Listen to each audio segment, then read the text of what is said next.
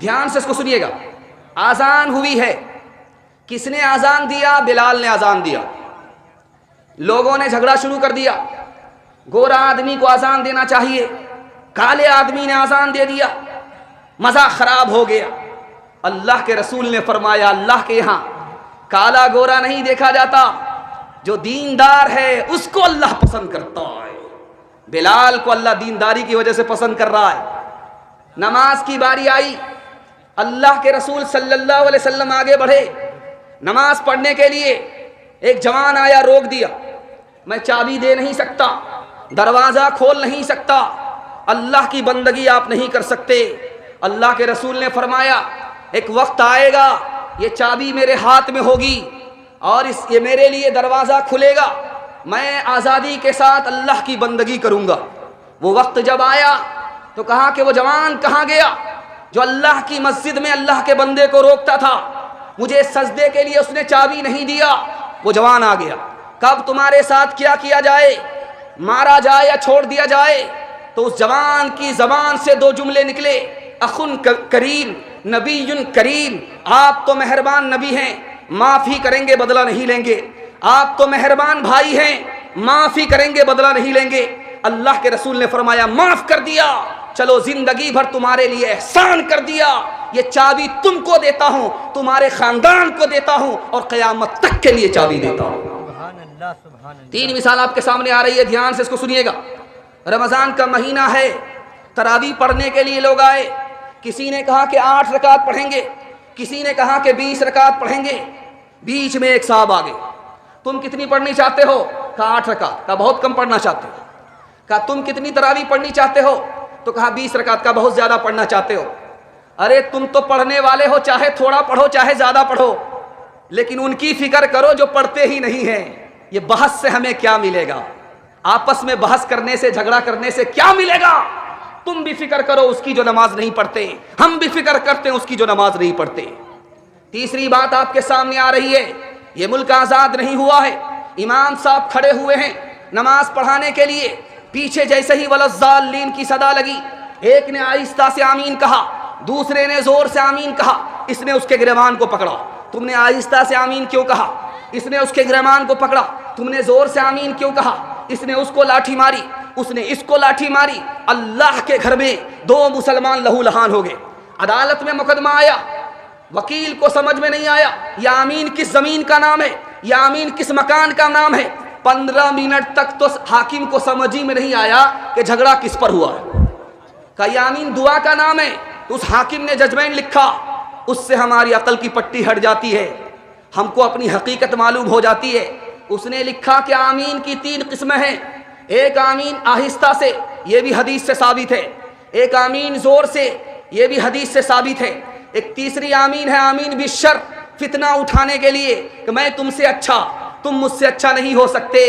ये फितना उठाने के लिए आमीन है, ये न हदीस से साबित है। ये देवबंदी भी गुनहगार है, ये सलफी भी गुनहगार है।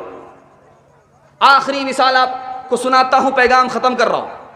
आप देखेंगे दिल्ली में एक मस्जिद है, उसका नाम लाल कुएं वाली मस्जिद है। लाल कुएं मस्जिद का जो इमाम था वो बरेलवी था, और उनके पीछे नमाज कौन पढ़ रहे हैं? देवबंदी पढ़ रहे हैं। उस देवबंदी आलिम का नाम क्या है? हजरत नानोतवी नमाज पढ़ रहे। जब उन्होंने सलाम फेर करके देखा कि अच्छा नानोतवी नमाज पढ़ रहे, मैं तो इनको काफिर कहता था और ये मेरे पीछे नमाज पढ़ते हैं, मारे शर्म के पानी हो गया। हुजूर माफ़ कर दीजिए, मैं तो आपको काफिर कहता था, आप मेरे पीछे नमाज पढ़ते हैं, मुझे माफ़ कर दीजिए, आज मैं मारे शर्म के पानी पानी हो गया। मैं राज बता रहा हूँ, मरवाड़ी की तरह आपको तरक्की होगी, गुज्जर की तरह आपको तरक्की होगी, मेहता की तरह तरक्की होगी।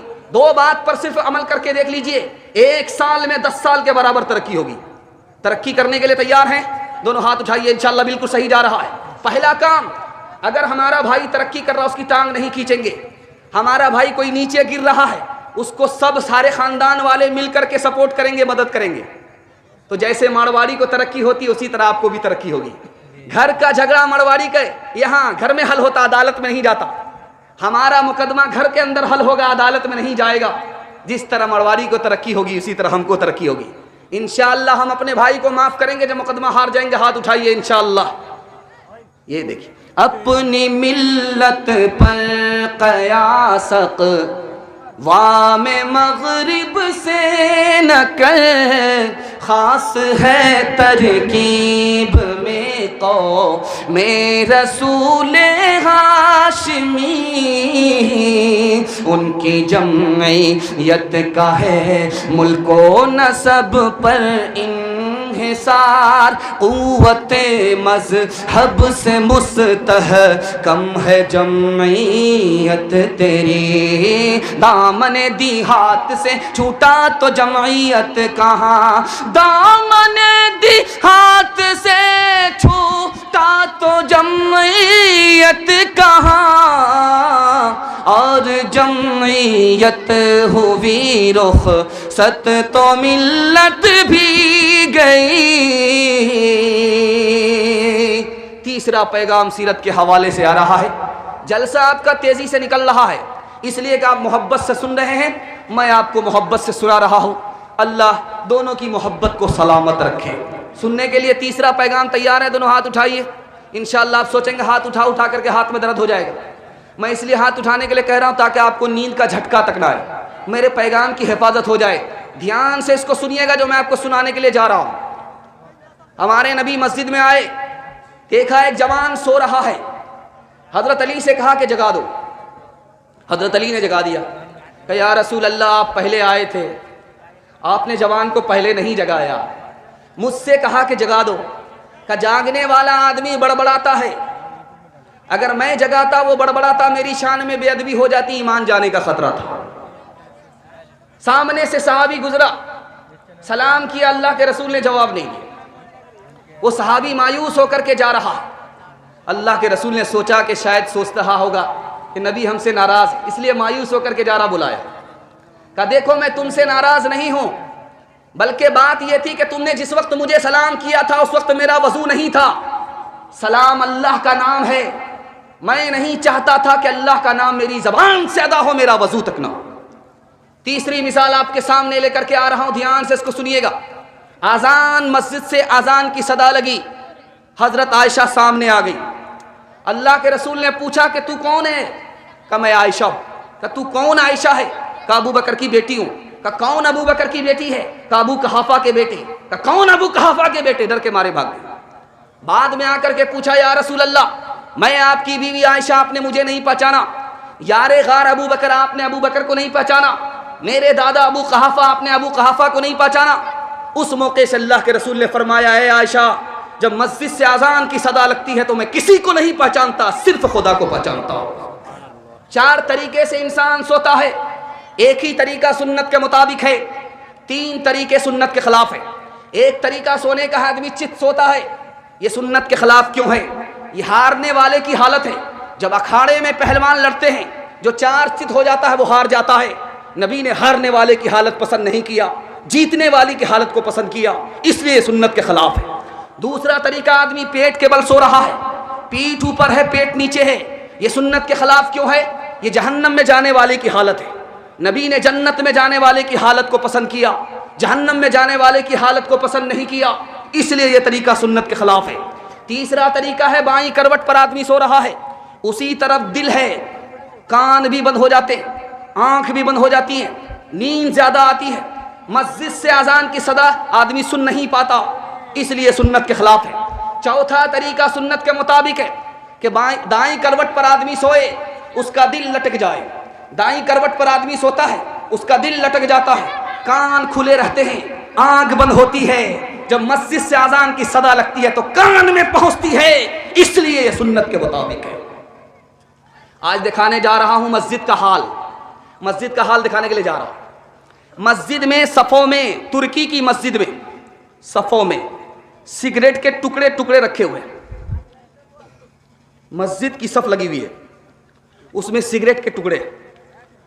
अब पता चला कि भाई ये कौन सिगरेट पीता है, मस्जिद की सफ़ में सिगरेट है। तो अभी जमात में 5 मिनट देर है तो मुक्तदी मस्जिद ही में सिगरेट पी रहा है, और जैसे ही इमाम साहब आएगा, अल्लाह अकबर कहा, इकामत हुई, उसी जगह सिगरेट को बुझाया, फेंक दिया। ये आज नमाजी का हाल है, मस्जिद का हाल है। दूसरी बात दिखाने के लिए जा रहा हूं, बहुत ध्यान से सुनिएगा। अमेरिका की मस्जिद में क्या हो रहा है, वहाँ दाढ़ी रखी जाती है, कुर्ता रखा जाता है और पगड़ी रखी जाती है, और इमाम साहब आते हैं कोट पतलून में, दाढ़ी होती नहीं। अब वो जो दाढ़ी रखी हुई है उसको पहनते हैं, ऊपर से जुब्बा पहनते हैं, उसके बाद पगड़ी बांध करके नमाज पढ़ाते हैं। नबी की सुन्नत का इस तरह अगर मजाक उड़ाओगे, अल्लाह दुनिया में इज्जत नहीं देगा, इज्जत का जनाजा निकाल देगा।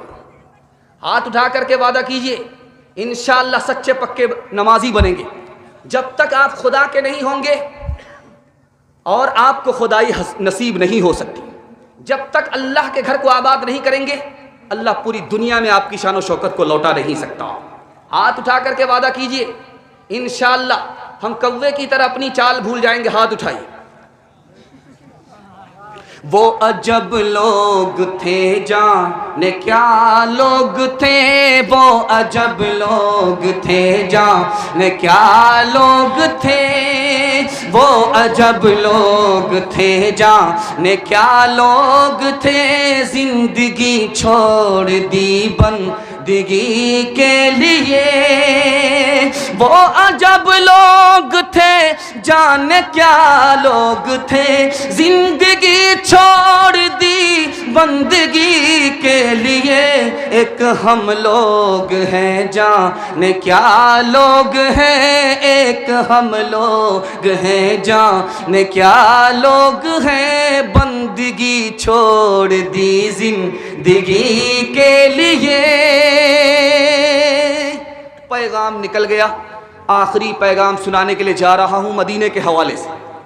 जो लोग मदीना जाना चाहते हैं दोनों हाथ उठाइए इंशाअल्लाह। मरने के बाद जाएंगे, हाथ उठाइए इंशाअल्लाह। ये देखिए, हर कन्या के भी मामू, दुल्हा के भी मामू, हर जगह हाथ उठा रहे। एक तो हम आप पागल हैं कि 12 बज जाने के बाद जलसा सुनाने के लिए आए, और ये फुल पागल हैं, हर पैगाम में हर सवाल में हाथ उठाते जा रहे हैं। चौथे और पांचवें पैगाम तक अगर आप बेदार नहीं हुए तो आपको सीधे रांची भेजेंगे, क्योंकि पागलों का इज्तिमा रांची ही में होता है। ध्यान से सुनिएगा, चौथा पैगाम लेकर के आ रहा हूं, इसको बहुत ध्यान से सुनिएगा।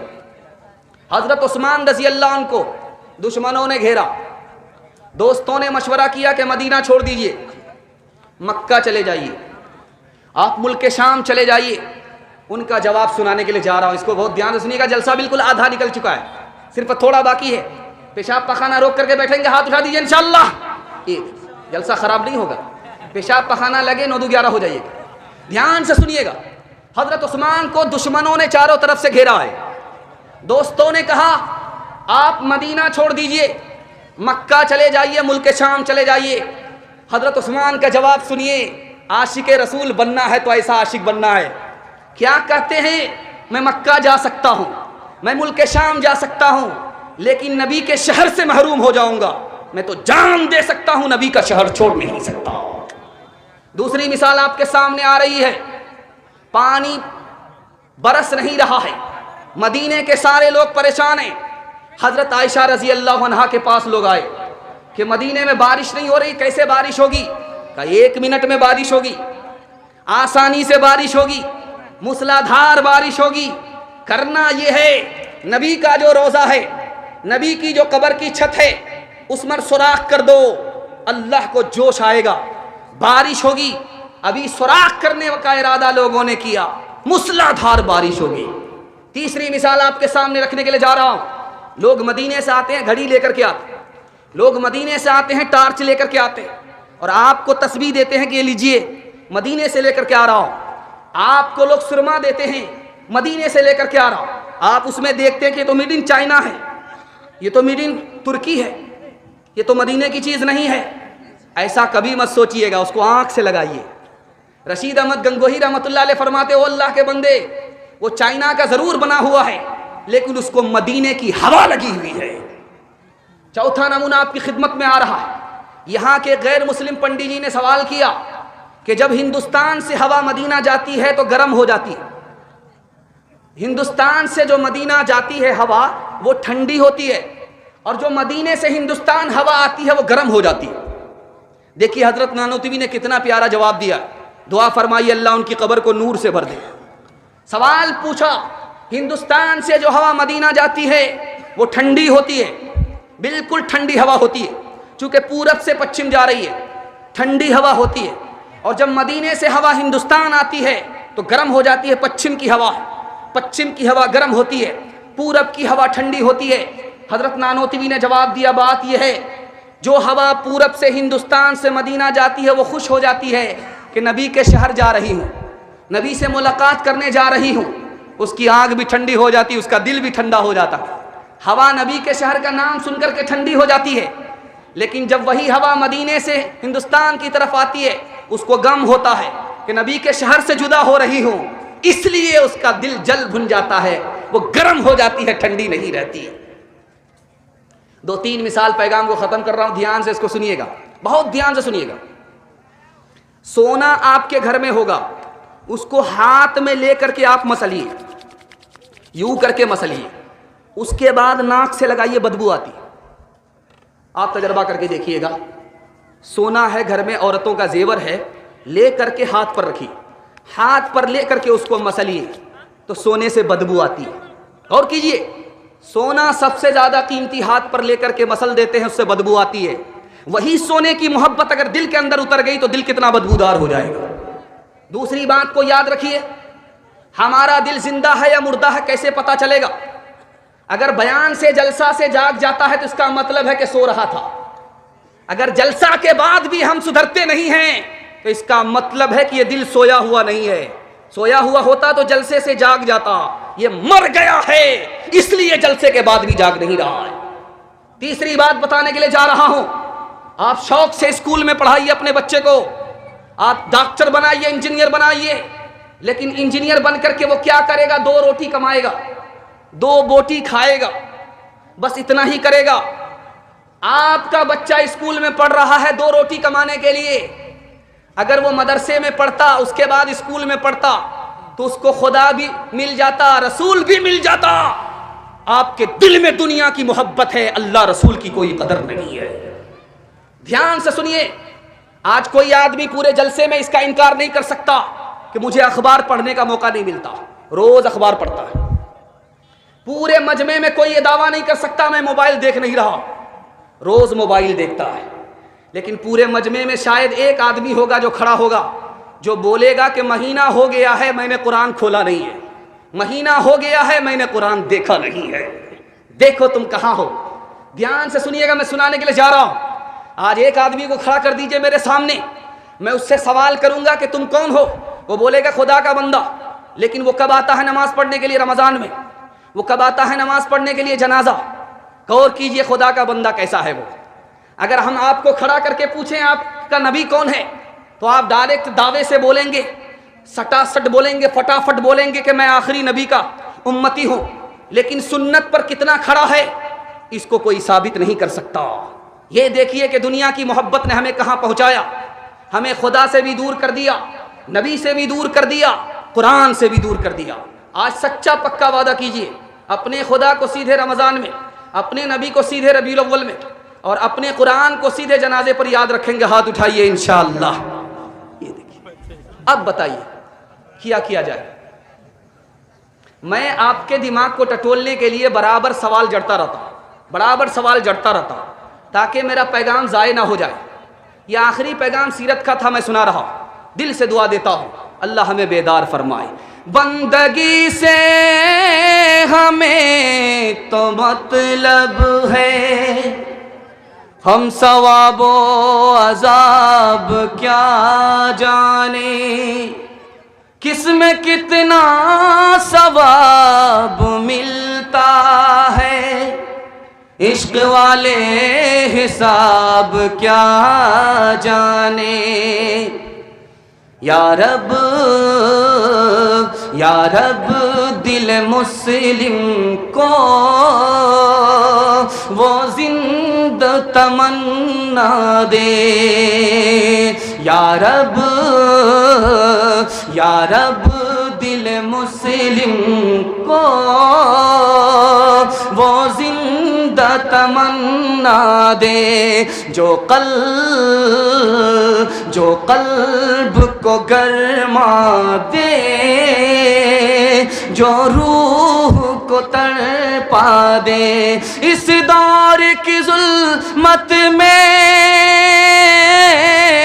हर कल्बे परेशान को, हर कल्बे परेशान को वो दाग मोहब्बत दे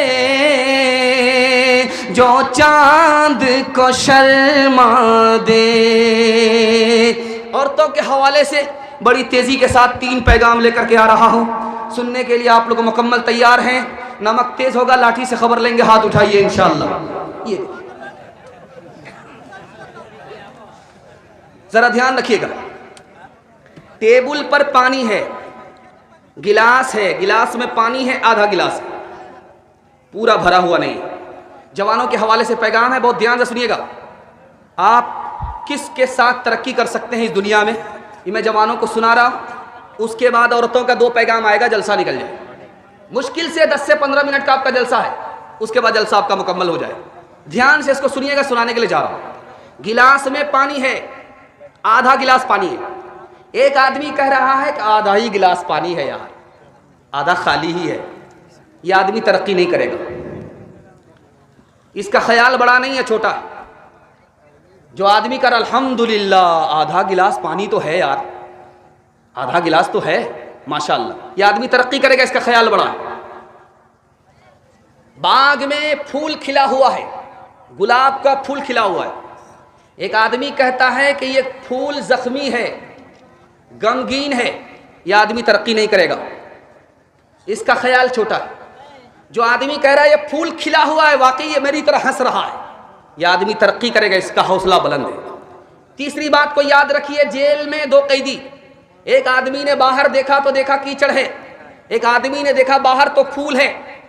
एक कैदी कहता है यार बाहर फूल ही फूल है, दूसरा कैदी कहता बाहर कीचड़ ही कीचड़ है। जो कहता है कीचड़ ही कीचड़ है, ये तरक्की नहीं करेगा, इसकी सोच छोटी है। जो कह रहा फूल ही फूल है, ये तरक्की करेगा, इसका ख्याल बड़ा है। तीसरी बात को याद रखिए, एक माइक टायसन था, बॉक्सर था, उसका नाम था अब्दुल अजीज। उसका मुकाबला हुआ तो जो उसका हरीफ था उसने कहा इसके मुंह तोड़ दूंगा, इसके बाजू तोड़ दूंगा, इसको छट्टी का दूध याद दिला दूंगा। जब उसका इंटरव्यू हुआ अब्दुल अजीज का, वो कहता ये मेरे सामने एक पप्पू है और कुछ नहीं है। 2-3 मिनट में उसको चार्जित कर दिया। कहा इतनी जल्दी तुम कैसे जीत गए? कहा कि उसका ख्याल छोटा था, मेरा ख्याल बड़ा था, मैं हौसले के साथ था इसलिए मैं जीत गया, वो हौसला हारे हुआ था इसलिए हार गया। चौथी बात को याद रखिए, आप देखेंगे एक बात, बहू से जब पूछा जाता है कि तुम्हारी ससुराल कैसी है, तो वो ससुराल की तारीफ करती है, शौहर की तारीफ करती है, और अगर किसी की शिकायत करती है तो वो सास की शिकायत करती है। एक बात देखेंगे आप तजर्बे की, किसी भी बहू को आप पूछ लीजिए तुम मैके से ससुराल गई हो, ससुराल में तुमको कौन पसंद है कौन पसंद नहीं है, तो वो डायरेक्ट बोलेगी शौहर पसंद है, सास पसंद नहीं है। उसी बहू से फिर पलट करके आप पूछिए कि तुम्हें मैके से ससुराल कौन लाई, तो वही बहू कहती है कि मुझको सास लेकर के आई है। अगर सास उसको मैके से ससुराल नहीं लाती तो उसको अच्छा शौहर मिलता, अच्छा घर मिलता। देखिए, एहसान भूल जाने के बाद आदमी जन्नत जैसे घर को जहन्नम बना लेता। छोटे छोटे बच्चे हैं आपके, आप उसको घर में अच्छा खिलाइए, बड़े खुश होंगे। अच्छा कपड़ा पहनाइए, बहुत खुश होते हैं। मकान बना करके दे दिए, बड़े खुश होते हैं। आप कहिए बच्चा पढ़ना होगा, तुमको 8-8 घंटे पढ़ाई करनी होगी, तुमको आगे बढ़ना होगा, तो उसका मन छोटा हो जाता है। खाने में आगे, पढ़ने में पीछे, राज क्यों है? वो बच्चा हौसला हारा हुआ है, इसलिए उसको पढ़ने में मजा नहीं आता। याद रखिए, आप समझते हैं कि अच्छा खिला देंगे ये बच्चा मेरा एहसान याद रखेगा, मकान बना करके देंगे ये एहसान मेरा याद रखेगा, अच्छा कपड़ा पहनाया ये एहसान याद रखेगा। मैं तजर्बे की बात कहता हूं, ये आपके एहसान को भूल जाएगा। एक काम कीजिए, एक एहसान कीजिए, जिंदगी भर आपके एहसान को याद रखेगा। आप खुद जाहिल रहे, कोई फर्क नहीं पड़ता, अपने बच्चे को पढ़ा लिखा दीजिए, जिंदगी भर एहसान को याद रखेगा। आखिरी बात बता रहा हूं, ध्यान से इसको सुनिएगा। एक भाई घर में कहता मकान बनेगा, दूसरा भाई घर में कहता मकान नहीं बनेगा। जो कह रहा मकान नहीं बनेगा वो सही पर है, जो कह रहा मकान बनेगा वो सही पर है। ये मैं आपको बताने के लिए जा रहा हूं। जो भाई कह रहा मकान बनेगा, आज बनेगा, उसके लिए मकान बनाना आसान है, उसका हौसला बुलंद है। जो भाई कह रहा है कि मकान अभी नहीं बनेगा, बाद में बनेगा, यह हौसला हारा हुआ है। बात उसकी सही है जिसको काम, हर मुश्किल काम आसान लगता है। बात उसकी गलत है जो हर आसान काम को मुश्किल काम समझता है। इंशाअल्लाह हौसले के साथ रहना है, दूसरे के बारे में ख्याल अच्छा रखना है, अपने बारे में ख्याल अच्छा रखना है। हाथ उठा करके वादा कीजिए इंशाअल्लाह बिल्कुल सही जा रहा है। ख्वाब देखेंगे पूरा नहीं करेंगे, हाथ उठाइए इंशाअल्लाह। खैर यहां फंस गए। कबाओं में पैबंद पत्थर शिकम पर, कदम के तले ताज किसरा वो कैसे। कबाओं में पैबंद पत्थर शिकम पर, कदम के तले ताज किसरा वो कैसे। ख़ज़ाना ने जो वो भी कमतर मयसर, मगर हाथ में जोर तस्खीर खैबर। ग़िज़ाना ने जो वो भी कमतर मयसर, मगर हाथ में जोर तस्खीर खैबर। कभी अहल ईमान की पहचान ये थी, कभी अहल इस्लाम की शान ये थी। जरा ध्यान से रुकिएगा, माँ बाप के हवाले से सुना रहा हूं, इसको ध्यान से सुनिएगा। दुनिया में बाजार में आपको हर चीज मिल जाएगी, लेकिन एक चीज नहीं मिलेगी। वो पैगाम मैं आपको रखने के लिए जा रहा हूं। ये बगल में वछट्टा बाजार है, आप 100 मरतबा जाइए, हर चीज आपको इस बाजार में मिल जाएगी, लेकिन एक चीज नहीं मिलेगी। उस चीज का नाम है माँ बाप की मोहब्बत, माँ बाप का खुलूस। ये दुनिया के किसी बाजार में आपको नहीं मिलेगा। ध्यान से सुनिएगा, अभी मैं आपको जलसा सुना रहा हूं, आप जलसा सुन रहे, थोड़ी देर में जलसा खत्म हो जाएगा। लोग कहेंगे यार बड़ा मजा आया जलसे में, लेकिन एक बात कहने के लिए जा रहा हूं, जलसा सुनने से भी ज्यादा मजा कौन से काम में आता है? नमाज में भी नहीं आता, रोजा रखने में भी नहीं आता, और कुरान की तिलावत में भी नहीं आता, जलसा सुनने में भी नहीं आता। एक काम में जितना मजा आता है किसी काम में नहीं आता। अल्लाह के घर पहुंचकर अल्लाह के घर के तवाफ करने में जितना मजा आता है किसी काम में मजा नहीं आता। हमारे नबी ने पूरी जिंदगी में कितनी हज किया? कितना हज किया? 1 हज। और उम्रा कितना किया? 4 बार। तवाफ कितना किया? बेहिसाब। तवाफ करने में जो मजा आता है कहीं नहीं आता। इबलीस ने अल्लाह के अर्श का तवाफ कितने साल किया है पता है आपको? 14,000 साल। इबलीस ने अल्लाह के अर्श का तवाफ कितने हजार साल किया है? 14,000 साल। उसका तवाफ क्यों बर्बाद हुआ? दूसरे की तरक्की से जलने लगा, उसका तवाफ ही बर्बाद हो गया। आप सोचते हैं कि नमाज पढ़ लेंगे, दूसरे की तरक्की से जलते हैं, कोई फर्क नहीं पड़ेगा, आपकी नमाज बर्बाद हो जाएगी। तीसरी बात को याद रखिए जो सुनाने के लिए जा रहा है, उसको बहुत ध्यान से सुनिएगा। माँ बूढ़ी है, चल नहीं सकती, बेटा उसको अपनी पीठ पर बिठा करके चल रहा, तवाफ कर रहा है। 1 साल किया, दूसरे साल किया, 3 साल किया, 7वां साल चल रहा। एक बड़े मियाँ ने पूछा कि बेटा कितने साल से आ रहे हो? माँ को कितने साल से हज करा रहे हो? कहा 7 साल से। तो कहा कि सुभान अल्लाह।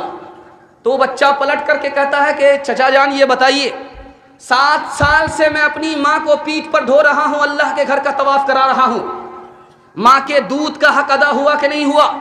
कहा बेटा दूध हक के अदा करने की बात कर रहे हो, तुम्हारी माँ गरीब थी, उसको एक ही बिस्तर था, तुम उस वक्त जवान नहीं थे, दूध पीता बच्चा थे, तुमने रात में पखाना कर दिया, पेशाब कर दिया, तुम्हारी माँ के पास दूसरा बिस्तर नहीं था, तुम्हारी माँ ने मीठी नींद से उठ करके तुम्हारे बिस्तर के पखाने को साफ किया, पेशाब को साफ किया, जाड़े का दिन था, दूसरा बिस्तर नहीं था, तुम्हारी माँ ने तुमको सीने पर सुलाया, खुद गीले बिस्तर में सो गई, अभी तो उस 1 रात का हक अदा नहीं हुआ है, तुम दूध का हक कैसे अदा कर सकते हो?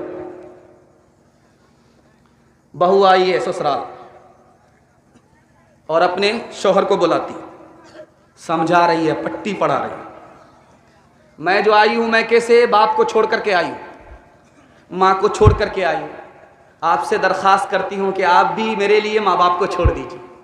ये जोरू का गुलाम माँ बाप को किराए के मकान में डाल दिया। दस्तरखान पर सालन आया, बेटा खा रहा है, माँ को डांट रहा, माँ तू बूढ़ी हो गई, तुमको सालन बनाने के लिए नहीं आता। तो माँ ने कहा बेटा तू मुझको क्यों डांट रहा, तेरी बीवी ने बनाया। तो कहता वाह, इसीलिए तो मैं परेशान था कि आज इतना मजा क्यों आ रहा है। तो माँ ने कहा कि एक नंबर का जोरू का गुलाम मालूम हो रहा है।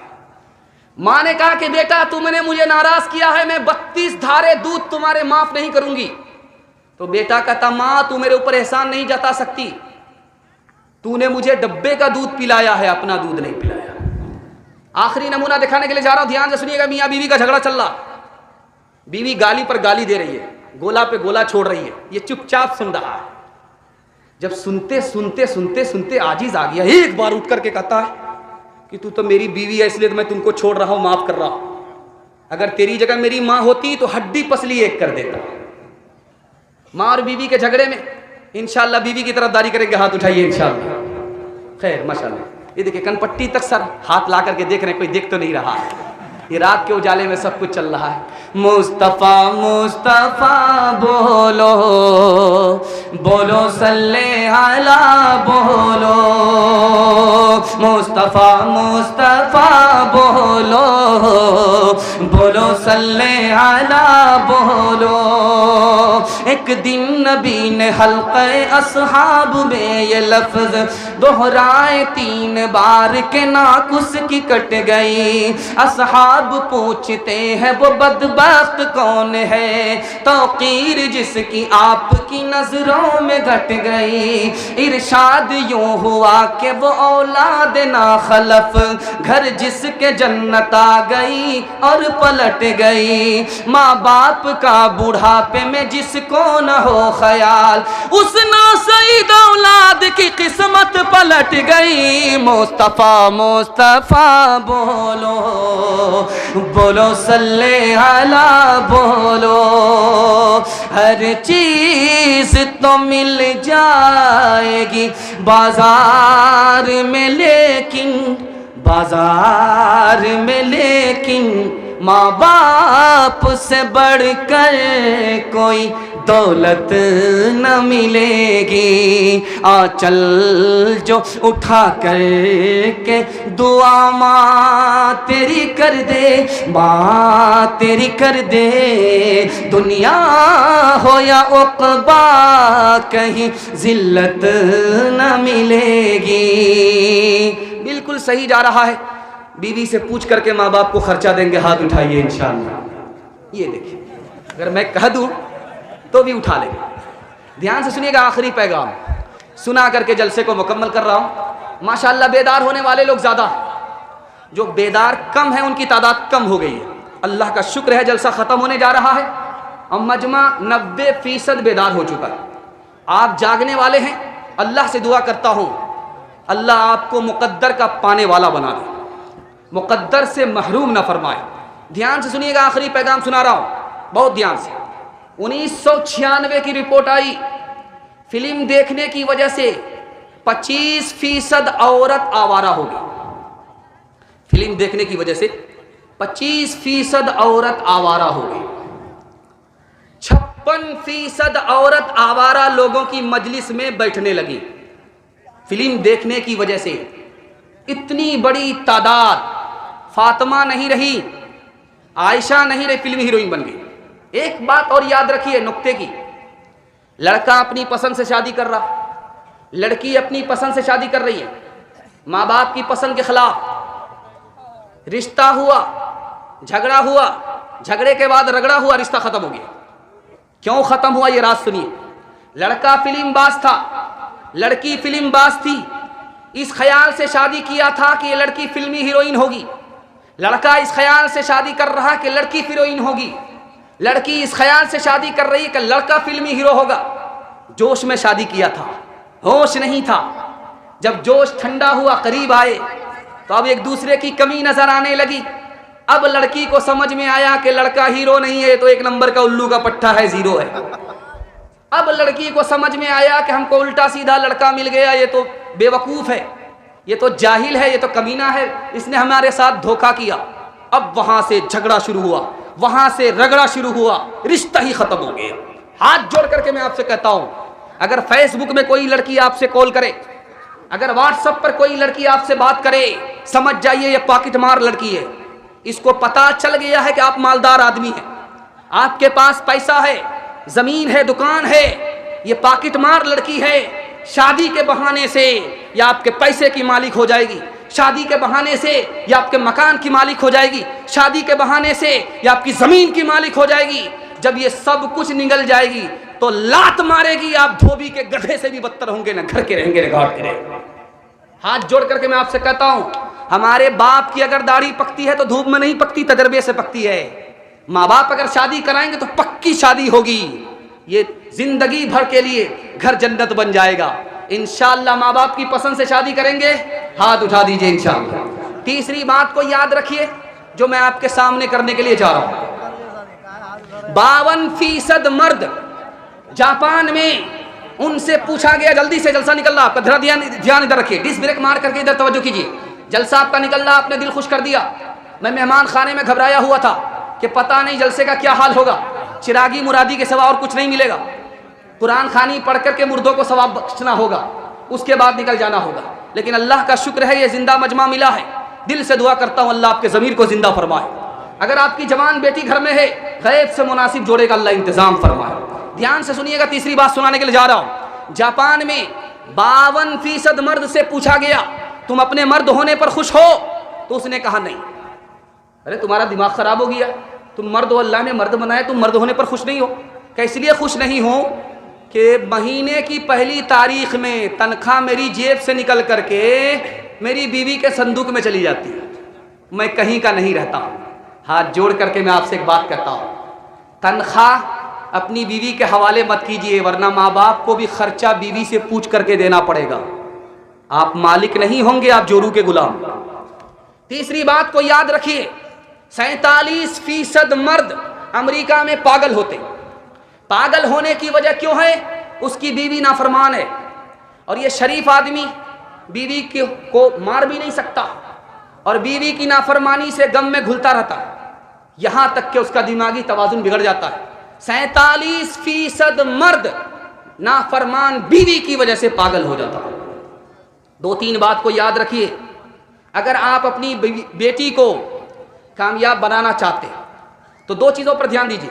बेटी को बेटे से ज़्यादा तालीम दिलाइए, और मोबाइल से बेटी को दूर रखिए। इंशाअल्लाह आपकी बेटी को अल्लाह फातिमा का नमूना बनाएगा और आयशा का नमूना बनाएगा। ध्यान से सुनिएगा, ध्यान से। डांस चल रहा है, डीजे का डांस चल रहा है। शादी में डीजे आया, डीजे पर डांस हो रहा है। 12 साल की लड़की है, डांस कर रही है। एक आदमी बोला वाह वाह रे लड़की, तूने क्या कितना अच्छा डांस किया। तो बगल का एक आदमी बोलता है कि वो लड़की नहीं है, वो लड़का। तो कहता मैडम माफ कीजिएगा, हमसे भूल हो गई। कहा मैं मैडम नहीं हूं, मैं उसी लड़के का बाप। ध्यान से सुनिएगा, दूसरी मिसाल आपकी खिदमत में लेकर के आ रहा हूं। लंदन के सिनेमा हॉल में लड़कियां भी आई हैं फिल्म देखने के लिए यार के साथ। फिल्म देखने के लिए यार के साथ आई हैं, अपने शौहर के साथ नहीं, यार के साथ। मैनेजर खड़ा हुआ, ऐलान किया कि एक औरत अपने यार के साथ फिल्म देखने के लिए आ गई है। उसके शौहर ने थाना में कंप्लेन कर दिया है, मैं लाइट 5 मिनट के लिए बंद करता हूं, वो औरत चुपके से निकल जाए। मैनेजर ने ऐलान किया, लाइट को बंद किया 5 मिनट के लिए। उसके बाद जो लाइट ऑन किया तो पूरा सिनेमा घर खाली हो गया। तीसरी मिसाल आपके सामने आ रही है, इसको ध्यान से सुनिएगा। जीजे का जान से चल रहा है, एक लड़की ने मिसरा पढ़ा है, खुदा जाने के किस्मत में हमारी क्या लिखा होगा, खुदा जाने के किस्मत में हमारी क्या लिखा होगा, खुदा जाने के किस्मत में, खुदा जाने के किस्मत में हमारी क्या लिखा होगा। एक जवान खड़ा हुआ, उसने कहा कि खुदा तो तुमको मरने के बाद बताएगा, मैं अभी बता देता हूं कि तुम्हारी किस्मत में क्या लिखा होगा। तुम अपना मिसरा पढ़ो, मैं जवाब देता हूं। खुदा जाने के किस्मत में हमारी क्या लिखा होगा। लड़का आया, उसने कहा गले में तोक लानत का, गले में तोक लानत का, सवारी को गधा होगा। गले में तोक लानत का, सवारी को गधा होगा। शादी में झूम झूम कर ढोलक बजाएगी, नाचेगी और गाएगी, एक टिंग दिखाएगी। शादी में झूम झूम कर ढोलक बजाएगी, नाचेगी और गाएगी, एक टिंग दिखाएगी। ज़िक्रे खुदा रसूल की फुर्सत नहीं रही, भी फातिमा सी अब कोई औरत नहीं रही। किरदार बद पे खुद ही वो गुस्से में आएगी, शौहर दिखाए डंडा तो ये झाड़ू दिखाएगी। किरदार बद पे खुद ही वो गुस्से में आएगी, शौहर दिखाए डंडा तो झाड़ू दिखाएगी। कासिर इसीलिए तो कोई बरकत नहीं रही, भी फातिमा से अब कोई औरत नहीं रही। जलसा ख़त्म हो गया। अब मैं आपसे 3 वादा लेना चाहता हूँ। 3 वादा दीजिए। मैं आपको इस जलसे से उम्मीद दिलाता हूँ कि अल्लाह इस जलसे को ज़िंदगी भर के लिए कामयाब कर देगा।